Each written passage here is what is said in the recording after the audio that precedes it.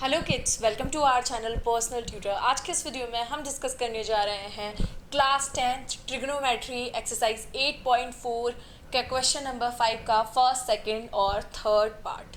तो जैसा कि आपको पता है कि इस फिफ्थ पार्ट में 10 क्वेश्चंस हमें दिए हुए हैं। एक एक करके हम वो सारे क्वेश्चंस डिस्कस करने वाले हैं। इस पार्ट में हम फर्स्ट, सेकंड और थर्ड पार्ट के बारे में ही सिर्फ बात करेंगे। क्वेश्चन नंबर 5 के तीनों पार्ट्स हैं। तो यहाँ पर हमें दिया हुआ है cosec theta minus cot theta whole square equals to 1 minus cos upon 1 plus cos theta. ठीक है, क्या करना है हमें? Taking left hand side. हम इसी फॉर्मेट में सारे क्वेश्चंस ऑलमोस्ट क्या करेंगे, सॉल्व करेंगे। कभी लेफ्ट हैंड साइड ले लेंगे, कभी राइट हैंड साइड ले लेंगे। कभी लेफ्ट और राइट अगर इक्वल नहीं आएगा तो पहले लेफ्ट साइड को सॉल्व कर लेंगे, फिर राइट साइड को सॉल्व कर लेंगे। जहाँ पे वो इक्वल आ जाएंगे स्टॉप कर देंगे क्वेश्चन को वहाँ पर। और इस तरह से प्रूफ्स हम करने वाले हैं इस पार्ट में। स्टूडेंट, इस पार्ट में से काफ़ी क्वेश्चन बार बार आपको बोर्ड्स में पूछे जाते हैं कि आपने ले लिया। अब रिजल्ट तो देखो कॉस साइन में आ रहा है, तो क्यों ना हम इन सबको साइन कॉस में ही चेंज कर लें। तो कोसेक क्या होता है? 1 अपॉन साइन होता है। ये सब छोटी छोटी चीज़ों का डिस्कशन मैं आपके साथ पहले कर चुकी हूँ। आप चाहें तो इंट्रोडक्शन ऑफ ट्रिग्नोमेट्री वाले मेरे वीडियो को देख सकते हैं प्लेलिस्ट में जा कर के।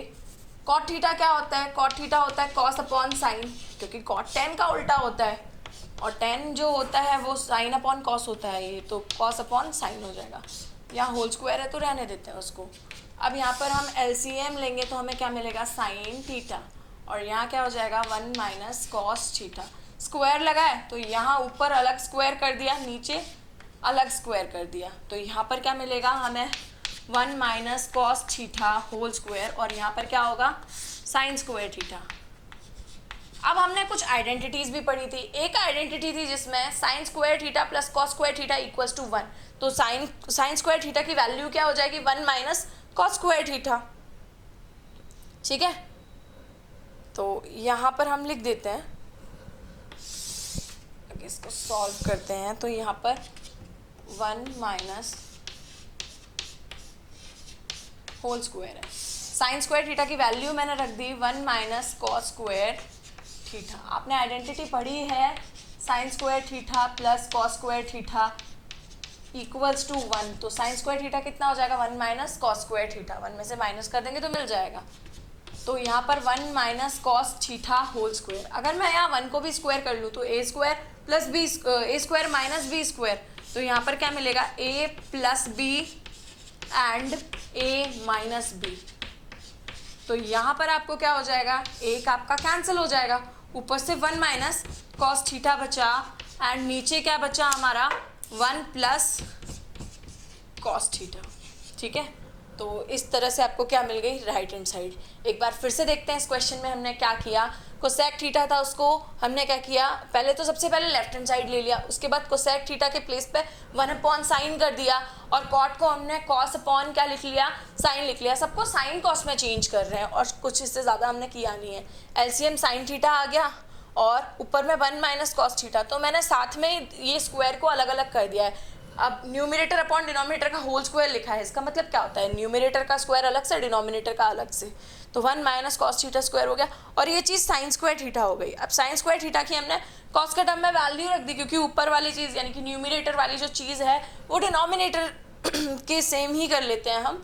तो साइन स्क्वायर थीटा की जगह मैंने क्या रख दिया? 1 माइनस कॉस स्क्वायर थीटा। तो यहाँ 1 का भी मैंने स्क्वायर कर दिया। तो यहाँ पर क्या मिल गया? ए स्क्वायर माइनस बी स्क्वायर। तो यहाँ पर क्या हो गया? ए प्लस बी, ए माइनस बी। तो इस तरह से एक 1 माइनस कॉस थीटा कैंसिल हो गया। रिजल्ट मिला 1 minus cos theta upon 1 plus cos theta. तो ये अभी हमने फर्स्ट पार्ट इसका सॉल्व किया है। सेकेंड पार्ट की तरफ हम लोग क्या करते हैं? मूव करते हैं। क्या दिया हुआ है क्वेश्चन हमें? सेकेंड पार्ट है, ये है cos A upon 1 minus sine A and plus 1 plus sine A upon cos A equals to 2 upon.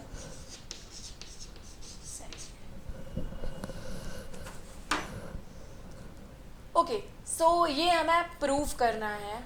तो हम शुरुआत किससे करेंगे? टेकिंग लेफ्ट हैंड साइड, क्योंकि लेफ्ट हैंड साइड बहुत बड़ी है तो उसको सॉल्व इजीली हम कर सकते हैं।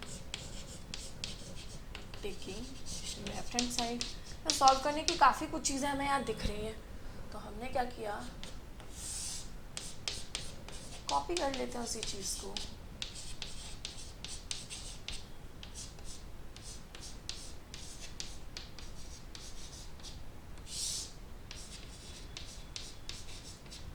ओके, चलिए एलसीएम ले लेते हैं। तो यहाँ पर क्या मिला, कॉस ए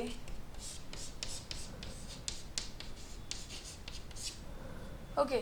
सो अब आपको यहाँ क्या दिख जाएगा, देखिए कॉस से और कॉस से मिलकर के कितना हो गया, कॉस स्क्वायर ए, क्योंकि इसके पास ये वाला पार्ट तो है ना, क्या नहीं है इसके पास, कॉस ए नहीं है, तो कॉस ए से मल्टीप्लाई कर दिया कॉस स्क्वायर ए।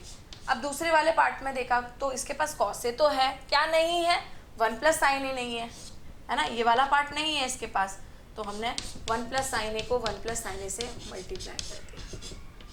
ओके, सॉल्व करते हैं इसको। यहाँ a प्लस बी का होल स्क्वायर लग जाएगा। आइडेंटिटीज हमने पढ़ी हुई हैं क्लास 8th में, सब चीज़ें हमें काम आती हैं मैथ्स में, इसलिए वो चीज़ें हमें पहले ही बता दी जाती हैं डायरेक्टली और इनडायरेक्टली। अब आपको वहाँ किसी ने ये नहीं बताया होगा कि आप इसको ट्रिग्नोमेट्री में भी यूज़ कर सकते हैं, पर हाँ हमने अलजेब्रा के अंदर ये आइडेंटिटी पढ़ी है, a plus B whole square equals to a square plus B square plus 2ab। तो ऐसा कुछ बच्चे बोलते हैं कि ये चीज़ कब काम आएगी, तो हाँ चीज़ें काम आ जाती हैं मैथमेटिक्स के अंदर।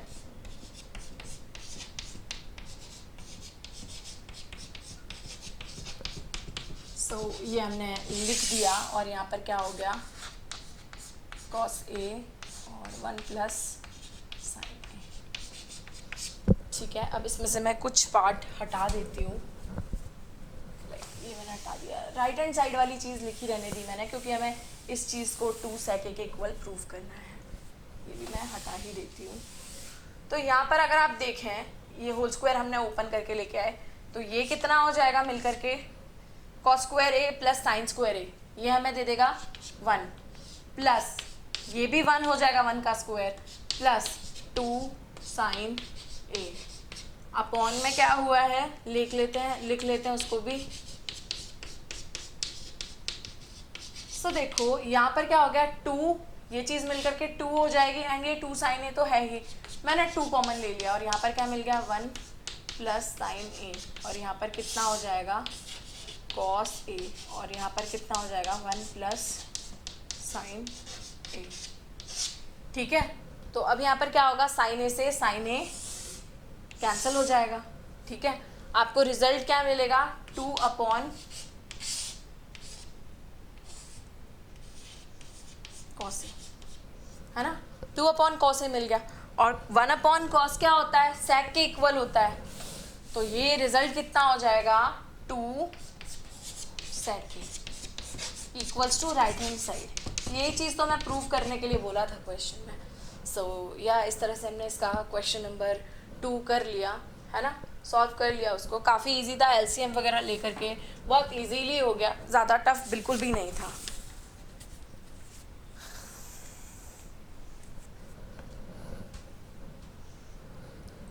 ओके, अगला जो क्वेश्चन हमें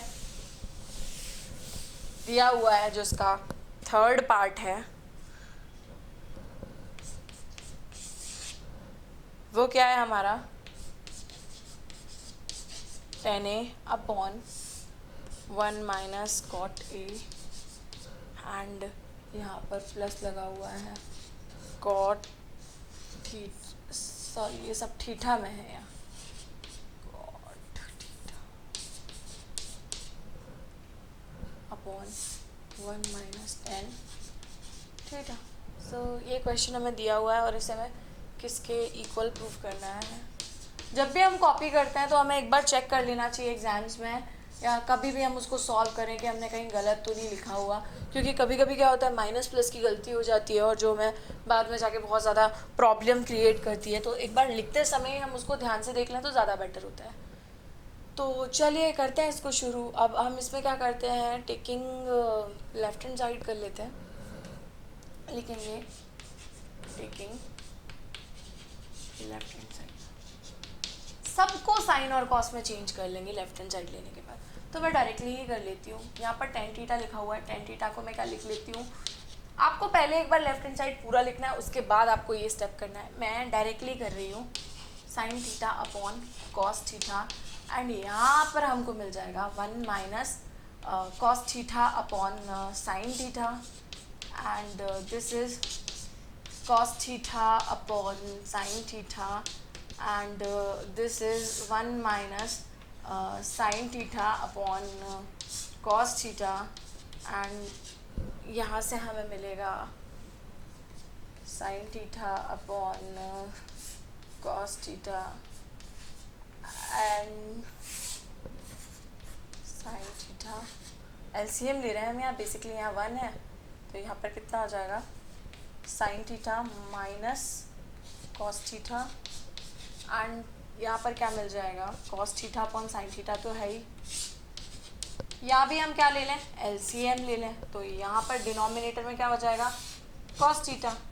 देखिए ध्यान से, यहाँ पर कॉस थीटा आएगा एलसीएम, तो यहाँ पर कितना हो जाएगा cos theta minus sine theta. Okay, P upon Q upon R upon S, तो ये इसके साथ मल्टीप्लाई होगा, ये इसके साथ मल्टीप्लाई होगा। सिमिलरली यहाँ भी वही होने वाला है, तो मैं ये लेफ्ट हैंड साइड पूरा हटा देती हूँ और राइट हैंड साइड में वही लिखा हुआ है जो हमें प्रूफ करना है। सो ओके, तो यहाँ से हमें मिल जाएगा क्या,